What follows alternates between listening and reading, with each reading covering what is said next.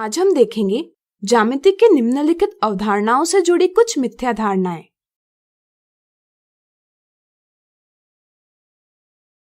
मिथ्या धारणा 1, नीचे दिए चित्र में कुल कितनी रेखाएं हैं?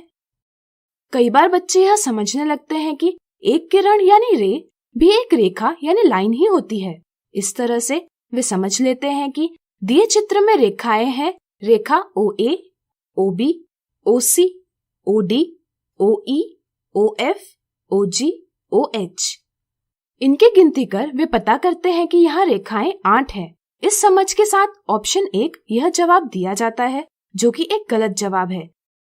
सही समझ यह है कि दिए चित्र में रेखाएं 4 हैं, जिनके नाम है रेखा AE, रेखा BF, रेखा CG और रेखा DH। इसलिए सही जवाब है ऑप्शन 2। सही जवाब प्राप्त करने के लिए किरण और रेखा के बीच अंतर समझना जरूरी है। रेखा की न तो शुरुआत होती है और न ही अंत, यानी कि रेखा दोनों ओर बढ़ती जाती है। इसलिए रेखा दर्शाने के लिए इसके दोनों सिरों पर तीर बनाए जाते हैं। अगर किरण की बात की जाए तो यह एक बिंदु से प्रारंभ होती है और अनंत तक बढ़ती जाती है। इसलिए जिस स्थान से किरण शुरू होती है उसे बिंदु से अंकित करते हैं और दूसरी ओर सिरे पर तीर बनाकर यह व्यक्त करते हैं कि किरण इस दिशा में बढ़ रही है। जैसे यहाँ OA, OB, OC इत्यादि किरण हैं। संक्षेप में रेखा के दोनों ओर तीर होते हैं और किरण के सिर्फ एक ओर तीर होता है। कई बार बच्चे यह भी समझने लगते हैं कि किरण एक रेखाखंड यानी लाइन सेगमेंट भी होती है, लेकिन यह भी सही समझ नहीं है। किरण के शुरुआत का स्थान तो निश्चित होता है, जिसे हम प्रारंभिक बिंदु से व्यक्त करते हैं, लेकिन इसका अंत निश्चित नहीं होता।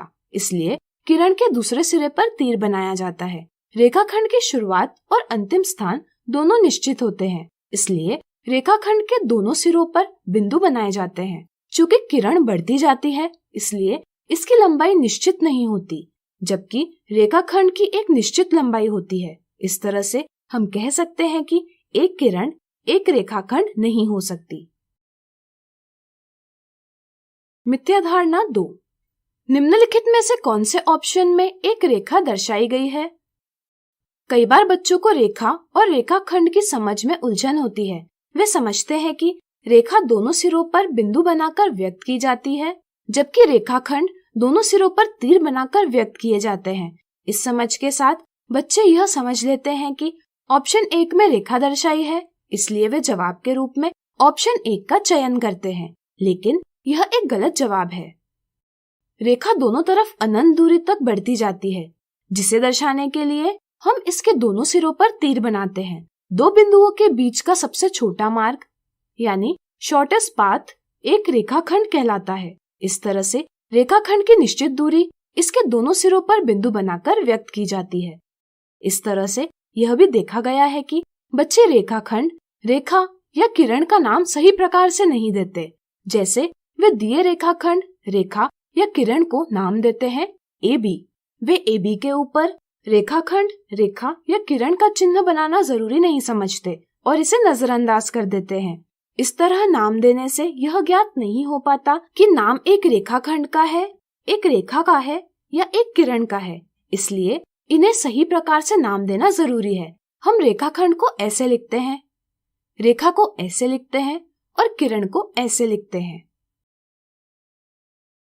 आज हमने देखी ज्यामिति के निम्नलिखित अवधारणाओं से जुड़ी कुछ मिथ्या धारणाएं।